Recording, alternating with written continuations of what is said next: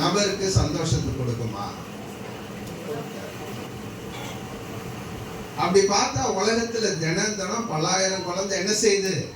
பிறக்குது. அப்ப எல்லாருக்கும் சந்தோஷம் தினம் தினம் கொண்டாடிக்கிட்டே இருக்க வேண்டியதுதான். அப்படி கிடையாது. ஒரு குழந்தை பிறந்தா அவங்க குடும்பத்துக்கு தான் சந்தோஷம். ஆனால் இங்க தேவதூதன் சொல்லுகிறார், இந்த ஒரு குழந்தை பிறந்தது உலகத்துல உள்ள எல்லா ஜனத்துக்கும் என்னவா? மிகுந்த சந்தோஷத்தை உண்டாக்கும். ஹல்லேலூயா. ஏன்னா அவர்தான் ரட்சகர். உலகத்தின் மொத்த பாவங்களையும் எல்லா ஜனங்களையும் சுமந்து தீர்க்க போகிற தேவ ஆட்டுக்குட்டி. ஹல்லேலூயா. அதனாலதான் பார்க்கிறோம், அவர் தமது ஜனங்களின் பாவங்களை நீக்கி, கிறிஸ்துனா என்ன அர்த்தம்? தமது ஜனங்களின் பாவங்களை நீக்கி அவர்களை ரட்சிப்பார். ஒரு குழந்தை பிறந்ததுனால, தெய்வம் குழந்தையாய் பிறந்ததுனால நம்முடைய பாவங்கள்லாம் மன்னிக்கப்படுது. ஹல்லேலூயா. நம்முடைய பாவத்திற்கான தண்டனை எல்லாம் நீக்கப்படுது. நம்முடைய சாபங்கள் எல்லாம் நீக்கப்படுது. ஒரு குழந்தை பிறந்ததுனால, தெய்வம் குழந்தையாய் பிறந்ததனால் நம்முடைய பாவத்துக்கு, உலகத்தில் உள்ள எல்லாருடைய பாவத்துக்கும் விமோசனம் கிடைக்க போகிறது. ஹல்லேலூயா. அதனாலதான் சொல்றாரு, உலகத்துல உள்ள, அதனாலதான் நம்ம எல்லாருமே இன்றைக்கு கிறிஸ்துமஸ் கிறிஸ்தவர்களுக்கான பண்டிகை கிடையாது. உலகத்தில் உள்ள எல்லாரும் கொண்டாடுறாங்க. ஏன்னா மொத்த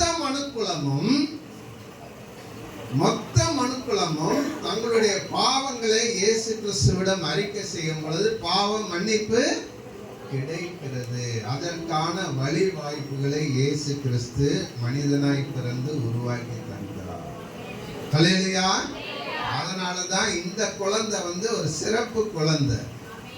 இது அந்த குடும்பத்துக்கு மட்டும் சந்தோஷம் இல்ல, உலகத்தில் உள்ள எல்லா மனிதர்களுக்கும் மிகுந்த சந்தோஷத்தை உண்டாக்கும் நற்செய்தி. ஹல்லேலூயா. இதுதான் இந்த தேவதூதன் சொல்லுகிறார். இன்னொரு விஷயம் என்னன்னா, இந்த குழந்தை பிறந்தது, இந்த ராஜ வம்சத்துல பிறந்த குழந்தைய முதல்ல யாருக்கு அறிவிக்கிறாங்க? பொதுவா ராஜ குடும்பத்துல ஒரு குழந்தை பிறந்தா யாருக்குங்க சொல்லுவாங்க? ஃபர்ஸ்ட் பெரிய பெரிய ராஜ வம்சத்தை சேர்ந்தவங்களுக்கு, அவங்களுக்கு தான் சொல்லுவாங்க. யாருமே கண்டுக்காத, யாருமே மதிக்காத, யாருமே சட்டம் பண்ணாத மேய்ப்பர்களுக்கு என்ன செய்ய மாட்டாங்க? சொல்ல மாட்டாங்க. மேய்ப்பர்கள் அந்த காலத்துல மேய்ப்பர்களை ரொம்ப கனமாலாம் என்ன செஞ்சது இல்ல, வைத்தது கிடையாது. அந்த காலம் மட்டும் இல்ல, இந்த காலத்துல பொதுவா மேய்ப்பர்னாலே சமுதாயத்துல மதிப்பு குறைவாதான் இருக்கு. உண்மையா இல்லையா? இல்லையா? மேய்ப்பர்களுக்கு தான் மரியாதை அதிகமா? நீங்கெல்லாம் அமைதியா இருக்கிறத பார்த்தா அப்படிதான். சரி, நான் அவங்கள்ட்ட ஒரு கேள்வி கேட்கிறேன். யாராவது அவங்க பிள்ளைய, நீ நல்லா படிடா, நல்லா படிச்சு ஒரு 10 மாடு வாங்கி தர, நீ மேய்டா அப்படின்னு சொல்லுவாங்களா? சொல்ல மாட்டாங்க. நீ நல்லா படிச்சு 10 வேணாம், ஒரு 100 மாடு வாங்கி தரேன்டா, மேய்டா சொல்லுவாங்களா? ஏன் சொல்ல மாட்டாங்க? அவங்க என்ன சொல்லுவாங்க? நீ நல்லா படிச்சு டாக்டர் ஆகணும், இன்ஜினியர் ஆகணும், கலெக்டர் ஆகணும், இப்படிதான் சொல்றாங்களே தவிர யாரும் இப்படி வேணா சொல்லாங்க. டேய், நீ சரியா படிக்காமலே இருந்தா கடைசியில மாடு மேய்க்கதாண்டா போறோம். மேய்ப்பரை ஒருத்தரும் மரியாதையாக, மதிப்பு, ஒரு உயர்ந்த பதவியாக என்ன செய்ய மாட்டாங்க? எண்ண மாட்டாங்க. யாரும் சட்டம் பண்ண மாட்டாங்க. ஆனால் ஒரு ராஜ குடும்பத்துல பிறந்த ஒரு குழந்தையை, ராஜ வம்சத்தை, யூதருக்கு ராஜாவாக பிறந்தவரை ஃபர்ஸ்ட் யாருக்கு சொல்றாங்க? மேய்ப்பருக்கு. ஹல்லேலூயா. எல்லாரும் வெறுத்து ஒதுக்கின, எல்லாரும் அற்பமாய் நினைத்த மேய்ப்பர்களுக்கு முதலாவது அந்த நற்செய்தி போகிறது. ஹல்லேலூயா. இன்று அப்படி, ஏன்னா ஆண்டவர் அப்படிப்பட்டவராக இருக்கிறார். மற்றவங்க எல்லாம் வெறுத்து ஒதுக்கினாலும் அவர்களுக்கு தான் முக்கியத்துவம் கொடுக்கிறார். ஹல்லேலூயா. இன்றைக்கு நான் உங்களுக்கு சொல்கிறேன், என்கிட்ட பணம் காசு இல்லைன்னு உங்க சொந்த பந்தம் உங்களை ஒதுக்குதா? மற்றவங்களாம் அற்பமா நினைக்கிறாங்களா? இவன் என்ன பெரிய ஆளு, இவனுக்கு வீடு வாசல்லாம் கிடையாது, இவனுக்கு சரியான வேலை இல்லைன்னு அற்பமா நினைக்கிறாங்களா? உங்களை தான் ஆண்டவர் என்ன செய்யறாரு? நேசிக்கிறார். யோசிச்சு பாருங்க, ஒரு ராஜ குடும்பத்துல பிறந்த ஒரு செய்திய முத யாருக்கு தான் சொல்றாங்க? மேய்ப்பர்களுக்கு சொல்லுகிறார்கள். ஒரு சிலர் சொல்றாங்க, எனக்கு வேலை கிடைச்சது, நான் இந்த மாதிரி பாஸ் பண்ண ஃபர்ஸ்ட் யார்கிட்ட தான் சொல்லுவேன்? பெரிய ஆட்கிட்ட, எங்க அப்பாட்ட தான் அப்படின்ட்டு உயர்வான நபர்கிட்ட தான் சொல்லுவாங்க. ஆனாலுங்க ராஜ குடும்பத்துல யூதருக்கு ராஜாவாக பிறந்த இயேசு கிறிஸ்துவின் பிறப்பின் நற்செய்தி ஃபர்ஸ்ட் யாருக்கு போகுது? மேய்ப்பர்களுக்கு போகிறது. ஹல்லேலூயா. அதனால யார் உங்களை வெறுத்து ஒதுக்கினாலும் ஆண்டவர் பார்வையில் நாம எப்படிப்பட்டவங்க? விசேஷித்தவர்கள். ஹல்லேலூயா. ஓகே, இப்ப முதலாவது தேவதூதன் சொன்னதுல 2 சொல்ல போறேன். முதலாவது மிகுந்த சந்தோஷத்தை உண்டாக்கும் நற்செய்தி. இது யாருக்கு? எல்லா ஜனத்துக்கும் மிகுந்த சந்தோஷத்தை உண்டாக்கும் நற்செய்தி. ஓகே. இரண்டாவது அதே தேவதூதன் சொன்னது பயப்படாதிருங்கள். பயப்படாதிருங்கள். இன்றைக்கு இயேசு கிறிஸ்து பிறந்தவன சொல்லப்பட்ட முதல் வார்த்தை பயப்படாது. ஒரு சிலர் சொல்லுவாங்க, பயப்படாதிருங்கிற வேத வார்த்தை பைபிள்ல எத்தனை முறை வருதான்? எத்தனை முறை? அப்படி சொல்லி சொல்லி பழகிட்டாங்க. அது உண்மை கிடையாது. 365 முறைலாம் வரல. அதெல்லாம் ஆராய்ச்சி பண்ணி பார்த்து எங்கேயோ யாரோ ஒருத்தர் சொன்னது அப்படியே எல்லாம் பரவிடுச்சு. 100கணக்கான முறையில வருதே தவிர பயம், அஞ்சாதை எப்படி பார்த்தாலும் அது 365 முறை வரல. ஆண்டவர் 365 முறை சொன்னாதான் அது உறுதியும் கிடையாது. ஒரு முறை சொன்னாலே உறுதிதான். ஹல்லேலூயா. அடிக்கடி ஆண்டவர் சொல்றாரு, பயப்படாதிருங்கள், பயப்படாதிருங்கள். இயேசு கிறிஸ்து பிறந்தவனே சொல்லப்பட்ட முதல் வார்த்தை பயப்படாதிருங்கள் தான்.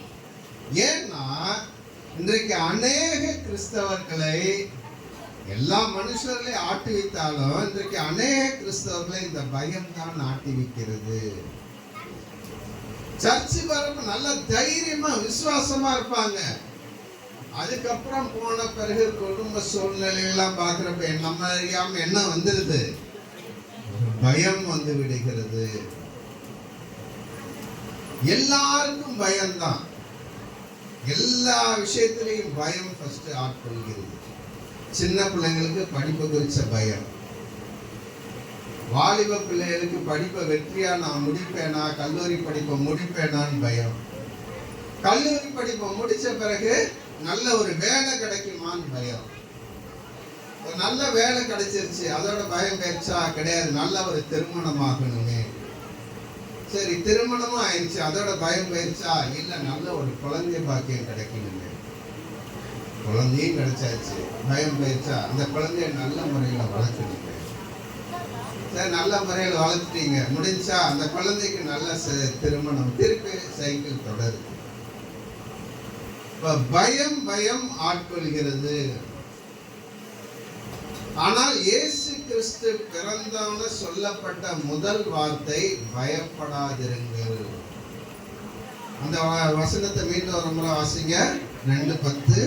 தேவதூதன் அவர்களை நோக்கி பயப்படாதிருங்கள், இதோ எல்லா ஜனத்துக்கும் மிகுந்த சந்தோஷத்தை உண்டாக்கும் நற்செய்தி உங்களுக்கு அறிவிக்கிறேன். எல்லா பயப்படாதிருங்கள். ஃபர்ஸ்ட் வேர்டு பயப்படாதிருங்கள் தான். கிறிஸ்தவர்கள் வாழ்க்கையில பிசாசு கொண்டு வருகிற முதல் காரியம் பயம். இன்றைய நாள்ல இதை தான் நம்ம பார்க்க போறோம். இந்த பயத்தை தான் பிசாசு முதலாவது விசுவாச பிள்ளைகளுக்கு கொண்டு வர. கிறிஸ்தவ வாழ்க்கைக்கு அடிப்படை என்னது? அடிப்படை என்னது? விசுவாசம். Very good. நமக்கு அடிப்படை விசுவாசம். ஆனா பிசாசு எதை கொண்டு வரான்? பயம். யாரை பார்த்தா விசுவாசம் வரும்? இயேசுவை பார்த்தா விசுவாசம் வரும். யாரை பார்த்தா பயம் வரும்? சூழ்நிலைகளை பார்த்தா பயம் வரும். இதுதாங்க வித்தியாசம். பயமும் விசுவாசமும் ஒண்ணுக்கு ஒண்ணு எதிரானவை. பாஸ்டர் உங்களை விசுவாசத்துல கொண்டு போனான்னு பார்க்கறாரு. ஆனா பிசாசு என்ன செய்யறான்? சைடுல பயத்தை கொண்டு வரான். பயம் அதிகமா போறப்ப விசுவாசம் குறைஞ்சு போயிடுது. விசுவாசம் நல்லா மேல போறப்ப பயம் குறைஞ்சு போயிடுது. இந்த பயமும் விசுவாசமும் தான் கிறிஸ்தவர்களை மாறி மாறி மேற்கொள்ள பார்க்கிறது. விசுவாசம் நல்லா மேற்கொண்டா பயம் போயிடும். ரெண்டுமே எனக்கு சமமா இருக்குங்க சொல்ல முடியாது. ஆனா நிறைய பேர் வாழ்க்கையில இது இருக்கு, பயமும் இருக்கு, விசுவாசமும் இருக்கு. ஆனால் விசுவாசம் வந்தால் பயம் என்ன செஞ்சிடணும்? போயிடணும். இன்றைக்கு நிறைய பேருக்கு பயம் வர்றதுனால எது குறைஞ்சிருது? விசுவாசம் குறைஞ்சிருது. அதனாலதான் இயேசு கிறிஸ்து அதிகமா அடிக்கடி சொல்றாரு, பயப்படாதிருங்கள், பயப்படாதிருங்கள். அது மட்டும் இல்ல, சீஷர்லயே பார்த்து கடிந்து கொள்கிறார். ஒரு சில இடங்கள்ல சொல்ல போனா தெளிவாவே சொல்றாரு, இது வந்தா, நான் ஏற்கனவே சொன்னேன், இது வந்தா அது போயிடும், அது வந்தா இது போயிடும், எது வந்தா எது போயிடும்? பயம் வந்தா விசுவாசம் போயிடும், விசுவாசம் வந்தா பயம் போயிடும். ஒரு சம்பவத்தை பார்ப்போமே.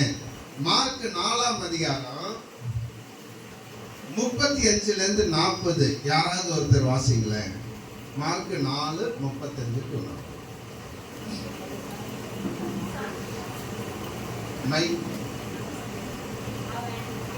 அவன் விதைக்கையில் சில விதை வெளியேறியே விழுந்தது.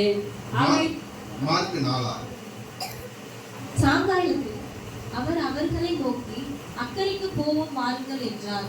அவர்கள் சனங்களை அனுப்பிவிட்டு அவர் படவில் இருந்தபடியே அவரை கொண்டு போனார்கள். வேறே படவுகளும் அவரோட கூட இருந்தது. அப்பொழுது பலத்த சுழல் காற்று உண்டாகி படகு நிரப்பத்தக்கதாக அலைகள் அதன் மேல் ஓடிற்று. கப்பலின் முன்னணி இடத்தில் அவர் தலையணையை ஓகே, சரி, தேங்க்யூ சிஸ்டர். நல்லா கவனிங்க. இந்த சம்பவம் நம்ம எல்லாருக்குமே தெரியும். என்ன சம்பவம் அது? இயேசு கிறிஸ்து நம் சீஷர்களோட என்ன செய்யறாரு? படகுல போறாரு. அப்ப என்ன ஒரு சூழ்நிலை உருவாகுது? சுழல் காற்று வருது. சீஷர்லாம் என்ன செய்யறாங்க? பயப்படுறாங்க. சரி, பயம் வந்தா, நான் ஏற்கனவே சொன்னேன், பயம் வந்தா எது போயிடும்? விசுவாசம் போயிடும். பயந்து என்ன செய்யறாங்க? யாரு எழுப்புறாங்க? இயேசு எழுப்புறாங்க. ஐயரே, நாங்க மடிந்து போகிறோம், கவலை இல்லையான்னு எழுப்புறாங்க. இயேசு எந்திரிச்சு என்ன செய்யறாரு? ஃபர்ஸ்ட் காற்றையும் கடலையும் அதட்டாரு. அதட்டிட்டு சீஷருக்கு ஒரு வார்த்தை சொல்றாரு. 40ஆம் வசனம் வாசிங்க. 40ஆம் வசனம். அவர் அவர்களை நோக்கி, ஏன் இப்படி பயப்பட்டீர்கள்? ஏன் இப்படி பயப்பட்டீர்கள்? ஏன் உங்களுக்கு விசுவாசம் இல்லாமல் போயிற்று என்றார். கரெக்டா நோட் பண்ணுங்க. ஏன் பயப்பட்டீங்க? பயம் வந்ததுனால எது போயிடுச்சு? விசுவாசம் போயிடுச்சு. அதனாலதான் மீண்டும் மீண்டும் சொல்கிறேன், பயம் வந்தா விசுவாசம் வேணும். கிறிஸ்தவ வாழ்க்கைக்கு முதல் எதிரி பயம்தான். பிசாசு மனிதர்களை குறித்து, சூழ்நிலை எல்லாம் எப்படியாவது பயத்தை என்ன செய்வான்? நம்ம உள்ளத்துல விதைக்க பார்ப்பான். அது உள்ளத்துல இருக்க விசுவாசத்தை மறைய பண்ணும். இயேசு தெளிவா கேட்கிறாரு, ஏன்பா பயப்பட்டீங்க? ஏன் உங்க விசுவாசம் இல்லாம போயிட்டு? அவங்க எதை பார்த்து பயந்தாங்க? சூழ்நிலையை பார்த்து பயந்தாங்க. யாரை பார்க்க விட்டுட்டாங்க? இயேசுவை பார்க்க விட்டுட்டாங்க. இயேசுன்னா கடல்ல கப்பல்ல வராரு. நல்ல கவனிங்க. இயேசு கூட சீஷர் இருக்காங்க. கடல் கொந்தளிக்குது, காத்து பலமா வீசுது, படகு சாயிற மாதிரி இருக்கு. அப்ப இவங்க செய்ய வேண்டியது என்ன? போய் கம்மனு போய் இயேசு பக்கத்துல, அவர் தூங்கட்டும், போய் பக்கத்துல உட்காந்து கையை பிடிச்சிருந்துருக்கணும். நல்லா கவனிங்களேன். படகு கவிழ்ந்தா சீஷரு கூட யார் தான் கவிழ்வார்? இயேசுவும் தான் கவிழ்வாரு. அந்த மாதிரி கவிழ விட்டுருவாரா? அப்ப இவங்களுக்கு என்னமோ இயேசு தள்ளி இருக்கிற மாதிரி, இவங்க படகுல இல்லாத மாதிரி நாங்க மடிந்து போறோம். நீங்க தப்பிச்சு போயிருவீங்க. இயேசு கூடவே இருக்காரு.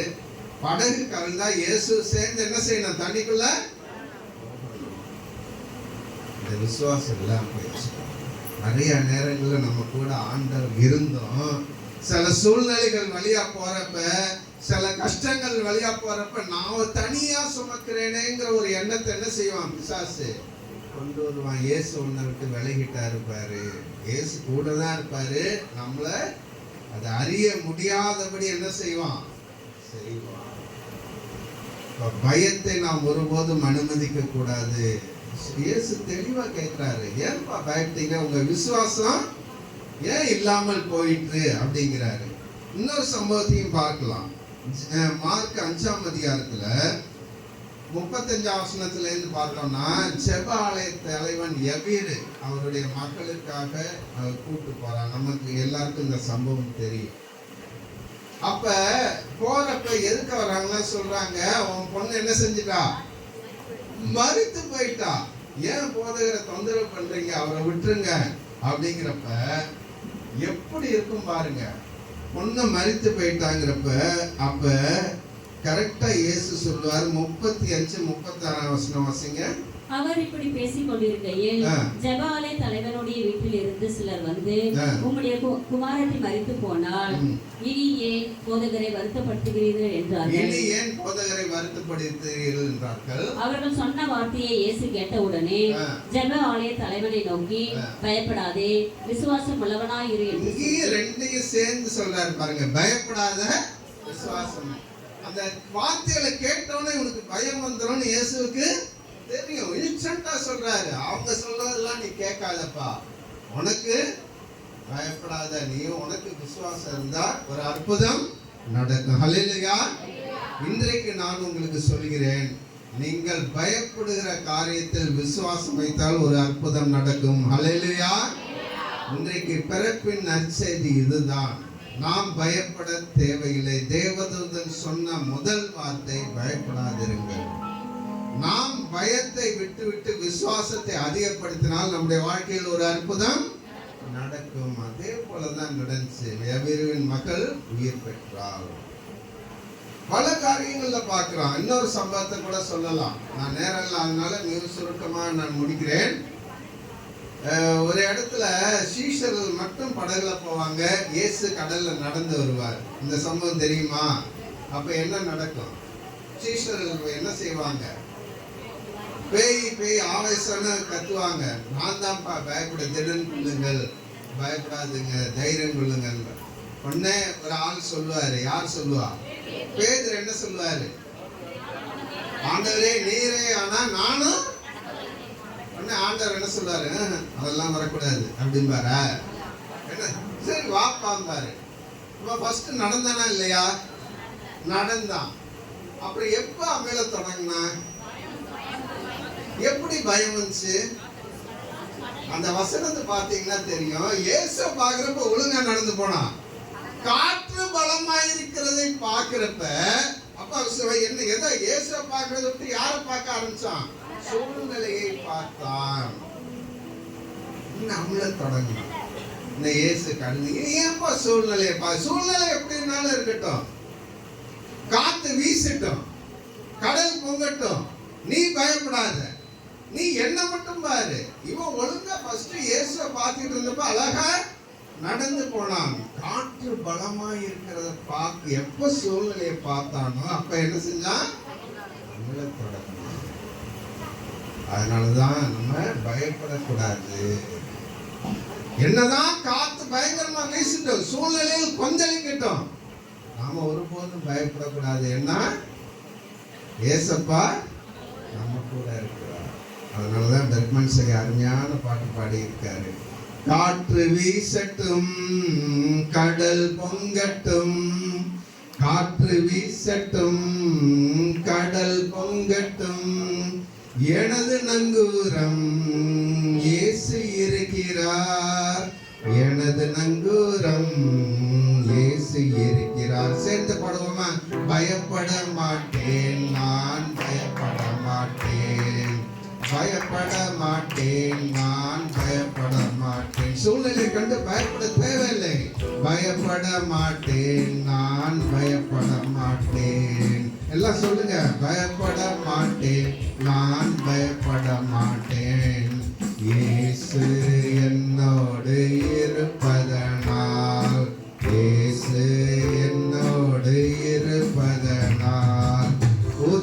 செய்கிறார், பலன் தருகிறார். உதவி செய்கிறார், பலன் தருகிறார். ஒவ்வொரு நாளும் கூட வருகிறார், ஒவ்வொரு நாளும் கூட வருகிறார். பயப்பட மாட்டேன், நான் பயப்பட மாட்டேன், பயப்பட மாட்டேன், நான் பயப்பட மாட்டேன். இயேசு என்னோடு இருப்பதனால், இயேசு என்னோடு இருப்பதனால். நீங்க யோசிச்சு பாருங்களேன், உங்க சூழ்நிலை யோசிச்சு பாருங்க. என்னதான் எதிரான சூழ்நிலை வருதா, நீங்க ஒருபோதும் சோர்ந்து போக வேண்டாம். எப்படிப்பட்ட சூழ்நிலையை மாற்ற யாரால முடியும்? இயேசுவால முடியும். நம்ம தைரியமா விசுவாச வார்த்தைகளை சொல்லணும். நல்லா யோசிச்சு பாருங்களேன். யோசேப்புக்கு ஆண்டவர் கொடுத்த தரிசனம் வேற. எல்லாருக்கும் முன்னாடி மேன்மை கொடுத்தாங்க. ஆனா நடக்கிற சம்பவம் எல்லாம் பார்த்தா எல்லாம் எதிராவே நடக்குது. ஒருபோது அவன் சோர்ந்து போய் முறுமுறுக்கல. ஃபர்ஸ்ட் குழியில போடுறாங்க, அப்புறம் தூக்கி எடுத்து அவனை அடிமையா விற்கிறாங்க. போற இடத்துலயும் உண்மையா இருக்கான், அவனை இன்னொருத்தட்ட விற்கிறாங்க. அங்க உண்மையா இருக்கான், அதுக்கு சிறைச்சாலை தண்டனை கிடைக்குது.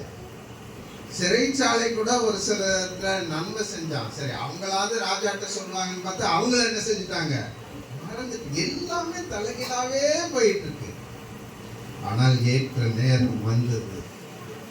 ஆண்டவரே என்ன செஞ்சாரு, எல்லாருக்கும் மேல, எவ்வளவு கீழே இருந்த நபரை எல்லாருக்கும் மேல ஆண்டவர் என்ன செஞ்சாரு, உயர்த்தினார். ஹல்லேலூயா.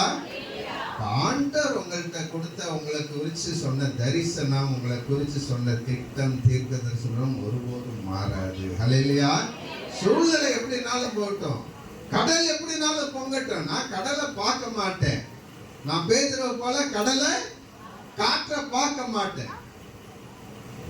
ஏசப்பாவை தான் நான் எப்படின்னு பார்ப்பேன். ஏசப்பா பார்த்துக்கிட்டே இருந்தோம்னா நாம பயப்படவே தேவையில்லை. அதனால மீண்டும் ஒரு இந்த ஸ்டாண்ட்ஸாவை பார்த்துடலாமா?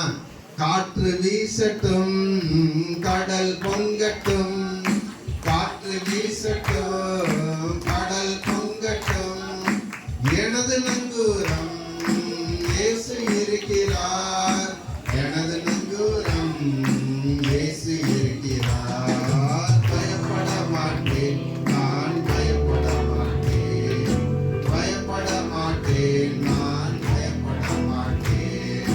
இயேசு என்னோடு இருப்பதனால், இயேசு என்னோடு இருப்பதனால். ஹல்லேலூயா. அதனால இன்றைக்கு நான் உங்களுக்கு கொடுக்கிற நல்ல செய்தி, நாம் பயப்பட தேவையில்லை. ஹல்லேலூயா. அதனாலதான் ஆண்டவர் மீண்டும் மீண்டும் மீண்டும் சொன்னாரு, உங்க எதிர்காலத்தை குறிச்சு, எதை குறிச்சு என்ன செய்யுங்க, பயப்படாதீங்க. பயம் வந்துச்சுன்னா கூடவே ஒட்டிக்கணும்னு வரும், கவலை வரும். பயம் வந்துச்சுன்னா கவலை வரும். அதனாலதான் ஆண்டவர் சொல்றாரு, கவலைப்படுறதுனால உங்களை எதிர்காலத்தை குறிச்சு கவலைப்படுறதுனால உங்க சரீரத்தில் ஒரு முளத்தை ஊட்ட முடியுமா அப்படிங்கிறாரு. அநேகருக்கு எதிர்காலத்தை குறிச்ச பயம். அதற்கு தான் ஆண்டவர் ஒரு உதாரணம் சொல்றாரு. லூக்கா 12ஆம் அதிகாரம் 6-7 அதை வாசிக்கல. லூக்கா 12ஆம் அதிகாரம் 6-7. காசுக்கு 5 அடைக்கலான் குருவிகளை விற்கிறார்கள் அல்லவா, அவைகளில் ஒன்றாகிலும் தேவனால் மறக்கப்படுகிறதில்லை. உங்கள் தலையில் உள்ள மயிரெல்லாம் எண்ணப்பட்டிருக்கிறது, ஆகையால் பயப்படாதிருங்கள். உங்கள் தலையில் உள்ள மயிரெல்லாம் எண்ணப்பட்டிருக்கிறது, ஆகையால் பயப்படாதிருங்கள். அநேகம் அடைக்கலான் குருவிகளை பார்க்கிலும் நீங்கள் விசேஷித்தவர்களாய் இருக்கிறீர்கள். 2 காசுக்கு எத்தனை அடைக்கலான் குருவியா? 5. அல்ல, அந்த அடைக்கலான் குருவி அப்ப ரொம்ப மதிப்பு குறைந்த பறவை. ஒரு இடத்துல சொல்றாரு 1 காசுக்கு 2 அடைக்கலான் குருவின்னு. இங்க பாக்குறோம், அப்ப 1 காசுக்கு 2 அடைக்கலான் குருவினா 2 காசுக்கு எவ்வளவுதான் வரணும்? 4 தான். ஆனா இங்க 5, அப்ப 1 எக்ஸ்ட்ரா. அப்ப மதிப்பு இல்ல. இப்ப அந்த அடைக்கலான் குருவியே எனக்கு ஆண்டவருடைய சித்தம் இல்லாம என்ன செய்யாதா? அப்படி இருக்கிறப்ப அவருடைய சாயல்ல படைக்கப்பட்ட நீங்களும் நானும் எவ்வளவு விசேஷித்தவங்க. ஹல்லேலூயா. அதனால பயப்படாது. உங்க தலையில் உள்ள ஒவ்வொரு மயிரும் எண்ணப்பட்டிருக்குங்கிறார். யோசிச்சு பாருங்க, யாராவது நம்ம எண்ண முடியுமா? ஆனா ஆண்டவர் சொல்றாரு, அவ்வளோ விஷயம் நீ நம்மள விசேஷித்தவர்கள்ங்கிறார். ஆனா நம்ம தான் என்ன செய்யறோம்? நீங்க என்னதான் சொன்னாலும் பரவாயில்லப்பா, எனக்கு பயம்தான் இருக்கு, நான் பயம் இப்படியே வாழ்க்கையை நான் என்ன செஞ்சுட்டேன், ஓட்டிட்டேன், இனிமேலும் பயத்தோட தான் என்ன செய்வேன். எப்படி பாருங்க, பிசாசு நல்ல பயம் வந்துச்சுனால உடனே சொல்லணும், சி அப்பாலே போ பிசாச, இந்த பயத்தை கொண்டு வர பார்க்கிறேன். நான் யாரை தான் பார்ப்பேன்? இயேசுவை தான் பார்ப்பேன். சுத்தியில எவ்வளவு நாளும் சூழ்நிலைகள் பொங்கட்டும், நான் ஒருபோது என்ன செய்ய மாட்டேன், பயப்பட மாட்டேன், விசுவாசம் உள்ளவனா இருப்பேன். பயம் வந்துருச்சுன்னா விசுவாசம் போயிடும். நான் பழைய ஏற்பாட்டுல பார்க்கிறோம், சாத்ராக் மேஷாக் ஆபேத்நேகோ எரியிற அக்னி சூழல இன்னும் 7 மடங்கு கேட்கிறாங்க. அப்ப அவங்க எவ்வளவு விசுவாசத்தோட சொல்றாங்க பாருங்க, நாங்கள் ஆராதிக்கிற தேவன் எங்களை தப்புவிக்க வல்லவர். எவ்வளவு விசுவாச வார்த்தை. அதை சொல்லிட்டு அதுக்கு அடுத்து சொல்றாங்க என்ன வார்த்தை, அப்படியே தப்புவியாமல் போனாலும் இந்த பொருசலை ஒருபோது என்ன செய்ய மாட்டோம். ஒரு ஊழியர் சொல்றாரு, முதல்ல நாங்கள் ஆராதிக்கிற தேவன் தப்புவிக்க வல்லவர்னு சொன்னது ஒரு விசுவாசமா, அப்படியே நாங்க செத்தே போனாலும் வணங்க மாட்டோம்னு சொன்னது ரெட்டிப்பான விசுவாசம் அப்படிங்கிறார். ஹல்லேலூயா. இந்த ரெட்டிப்பான விசுவாசம் நமக்கு இருக்கு. என்ன நடந்தாலும் சரி, நான் விசுவாசத்தை என்ன செய்ய மாட்டேன், விட்டு கொடுக்க மாட்டேன். ஏன்னா ஆண்டவரை கூடவே இருக்கிறார். ஹல்லேலூயா. அதனால நான் ஒருபோதும் பயப்பட தேவையில்லை. ஹல்லேலூயா. இன்னும் ஒரே ஒரு வசனத்தை பார்த்து நாம கூடிய சீக்கிரம் முடிச்சிருவோம். பயம் எதனால வருதுன்னு சொன்னேன் நான் உங்கள்கிட்ட. எதனால வருது? சூழ்நிலைகளை நல்லா கவனிச்சீங்க. சூழ்நிலையை பார்த்தா பயம் வரும், யாரை பார்த்தா பயம் வராது? இயேசுவையே பார்த்தால் பயம் வராது. ஹல்லேலூயா. அதனால சூழ்நிலையை விட்டுருவோம், இயேசுவையே பார்ப்போம். இந்த ஒரு வசனத்தை வாசிங்களேன். அப்ப நாம யாருக்கு தான் பயப்படணும்? கர்த்தருக்கு மாத்திரம் தான் பயப்படணும். இன்னைக்கு அநேக கிறிஸ்தவர்கள் கர்த்தருக்கு பயப்படுற பயம் இல்ல, மனுஷருக்கு என்ன செய்யறாங்க, நீ அங்க நாம அங்க பயந்தோம்னா இங்க பயப்பட தேவையில்லை. அதனாலதான் சங்கீதக்காரன் மீண்டும் என்ன சொல்றாரு, சாலமோன் சொல்றாரு, கர்த்தருக்கு பயப்படுதலே ஞானத்தினால். நாம பயப்பட வேண்டிய ஒரே நபர் யாருன்னா கர்த்தர். யாருக்கு பயப்படக்கூடாது? மனுஷருக்கு பயப்படுகிற பயம் எதை உண்டாக்குமா? கண்ணியை வருவிக்கும். அதனால நாம கர்த்தருக்கு பயப்படணும். மனுஷருக்கு கர்த்தருக்கு பயப்படுற பயம் இருந்துச்சுன்னா நம்ம ஒருபோது என்ன செய்ய மாட்டோம், மனுஷருக்கு பயப்பட மாட்டோம். ஒரே ஒரு கேள்வி கேட்கிறேன். ஒருத்தன் கர்த்தருக்கு பயந்ததுனால கடைசி நேரத்துல ரட்சிக்கப்பட்டான். யாரு? கர்த்தர். அவன் இன்னொருத்தங்க சொல்லுவான், நீ தேவனுக்கு பயப்படுகிறது இல்லையா? அந்த வசனத்தை வாசிங்களேன். நாமோ எவ்வளவு, லூக்கா 23:40 வாசிங்க. அவனை நோக்கி, நீ இந்த ஆக்கினைக்குட்பட்டவனாய் இருந்தும் தேவனுக்கு பயப்படுகிறது இல்லையா? கடைசி நேரத்துல பாருங்க, அவன் சொல்றான் ஒரு கல்லன் தான், ஆனா அவன் மனம் திரும்பி இனிமேலாவது நான் என்ன செய்வேன், தேவனுக்கு. நீ தேவனுக்கு பயப்பட கடைசி நேரத்துல ரட்சிக்கப்படும். மீண்டும் மீண்டும் சொல்கிறேன், நமக்கு பயம்னு இருந்தா யார் மேலதான் வரணும்? கர்த்தர் மேலதான் வரணும். கர்த்தருடைய காரியங்களை வரணும். யார் மேல வரக்கூடாது? மனிதர்கள் மேலேயோ சூழ்நிலையிலேயோ வரக்கூடாது. பிசாசு என்ன செய்வான்? கர்த்தர் மேல உள்ள பயத்தை எடுக்க பார்ப்பான். மாறாக எதை கொடுப்பான்? மனுஷர் மேல, சூழ்நிலைகள் மேல பயத்தை கொடுப்பான். நல்லா கவனிங்க, பயமும் விசுவாசமும் ஒன்றுக்கொன்று எதிரிடையானவைகள். பயம் வந்தா எது போயிடும்? விசுவாசம் போயிடும். விசுவாசம் வந்தா, இன்றைக்கு உங்க வாழ்க்கையில எதை குறித்து பயம் இருக்கு, அப்படியே அந்த பயத்தை விசுவாசமா மாத்துங்க. நான் ஆண்டவரை விசுவாசிப்பேன். ஹல்லேலூயா. நான் ஆண்டவரை விசுவாசிப்பேன். இந்த கிறிஸ்து பிறந்த இந்த நற்செய்தி நாளில் நான் பயத்தை நான் எடுத்து போடுகிறேன், நான் விசுவாசத்தை கூட்டுகிறேன்னு கூப்பிடுங்க, ஒரு அற்புதம் நடக்கும். அதனாலதான் நிறைய பேர் என்ன நினைக்கிறாங்கன்னா, பயத்தை ஒரு பாவமாக என்ன செய்யறது இல்ல, நினைக்கிறது இல்ல. பயத்தை ஒரு பெருசாவே என்ன செய்யறது இல்ல, நினைக்கிறது இல்ல. கடைசியா பார்க்கிறோம் வெளிப்படுத்தின விசேஷத்துல அந்த வசனத்தை சொல்லி நான் முடிக்கிறேன். வெளிப்படுத்தின விசேஷம் 21ஆம் அதிகாரம் 8ஆம் வசனம் வாசிங்க. பயப்படுகிறவர்களும் அவிசுவாசிகளும் அருவருப்பானவர்களும் கொலைபாதகரும் விபசாரக்காரரும் சூனியக்காரரும் விக்கிரக ஆராதனைக்காரரும் பொய்யர் அனைவரும் இரண்டாம் மரணமாகிய அக்கினியும் கந்தகமும் எரிகிற கடலிலே பங்கடைவார்கள். நம்ம அநேகருக்கு தெரியும், அவிசுவாசி, கொலைபாதகர், அருவருப்பானவங்க, விபசார வேசி, இந்த லிஸ்ட்ல எல்லாம் யாரை கொண்டு வராரு? பயப்படுகிறவங்கள ஃபர்ஸ்ட் இந்த லிஸ்டோட இணைக்கிறாரு. கொலைபாதகரோட இணைக்கிறாரு, அவிசுவாசிகளோட இணைக்கிறாரு, சூனியக்காரரோட இணைக்கிறாரு, விக்கிரக ஆராதனைக்காரோட இணைக்கிறாரு, பொய்யர். இவங்கெல்லாம் இரண்டாம் மரணத்துல பங்கடைவாங்க அக்னி கடல்ல. உங்களோட யாரு சேர்த்து பங்கடைவாங்களா? பயப்படுகிறவர்கள். நான் தான் மீண்டும் மீண்டும் சொல்கிறேன், பயத்தை பற்றி எல்லாம் ரொம்ப சாதாரணமா நினைக்கிறோம். இந்த பயம் தான் நம்முடைய கிறிஸ்தவ வாழ்க்கைக்கு பயங்கர எதிரி. பயத்தை பிசாசு கொண்டு வருவான். அதனால்தான் இயேசு கிறிஸ்து பிறந்தப்ப முதலாவதாக தேவதூதன் சொன்ன வார்த்தை, பயப்படாதிருங்கள், இதோ எல்லா ஜனத்துக்கும் மிகுந்த. இன்னைக்கு நிறைய பேருக்கு எதிர்காலத்தை பிடிச்ச பயம். எதிர்காலம் எப்படி இருக்குமோ, நான் இன்னைக்கே நான் கஷ்டப்பட்டு இருக்கேனே, என் எதிர்காலம் இன்னும் மோசமா போயிடுமோ. நான் உங்களுக்கு சொல்கிறேன், இயேசு நம் கூட இருக்கும் பொழுது நமக்கு நல்ல ஒரு எதிர்காலம் உண்டு. ஒரு நிமிஷம் எல்லாரும் எந்திரிச்சு நிற்கலாமா?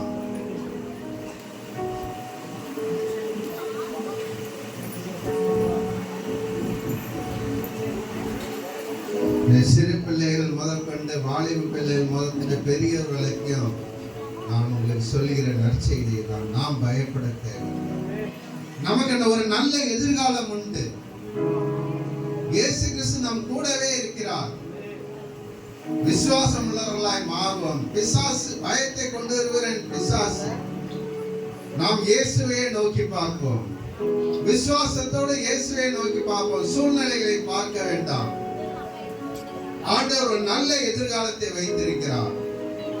நாம் ஒருபோதும் பயப்பட தேவையில்லை. எதிர்காலம் நமக்குண்டு, எதற்கும் பயமில்லை. எல்லாம் சேர்ந்து சொல்லுங்க. எதிர்காலம் நமக்குண்டு, எதற்கும் பயமில்லை. அதிகாரம் கையிலே, அதிகாரம் கையிலே. நாம் ஆளுவோம் தேசத்தை, நாம் ஆளுவோம் தேசத்தை. ஒன்று சேர்ந்து நாம் துதிப்போம், சாத்தானை மிதிப்போம், தேசத்தை சுதந்தரிப்போம்.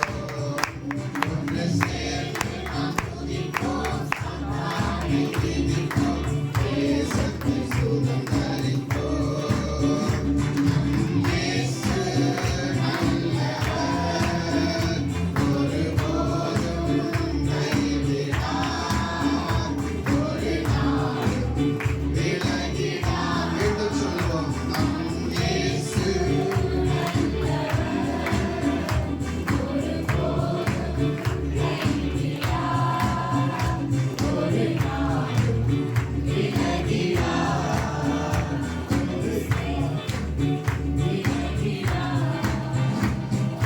சேர்ந்து நாம் துதிப்போம், சாத்தானை மிதிப்போம், தேசத்தை சுதந்தரிப்போம். ஒன்று சேர்ந்து நாம் துதிப்போம், சாத்தானை மிதிப்போம், தேசத்தை சுதந்தரிப்போம். இயேசு நல்லவர், ஒருபோதும் கைவிடார், ஒரு நாளும் விலகிடார். இயேசு நல்லவர், ஒருபோதும் கைவிடார், ஒரு நாளும்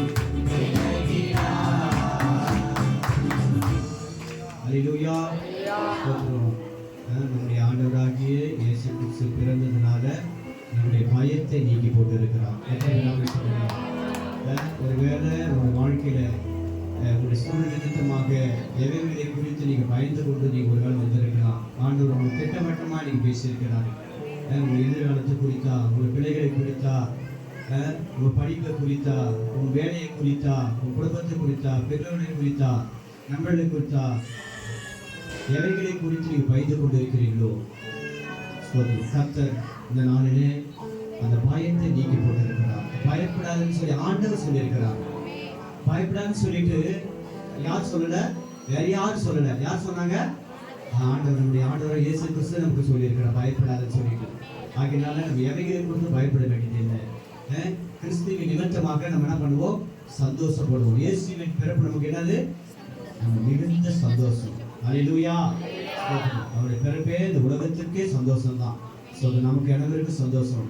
ஆகினால நாம் சந்தோஷத்தோடு கூட இந்த கூடிக்கை முடிக்கலாம். எல்லாரும் கண்களை முடி ஜெபிப்போம்.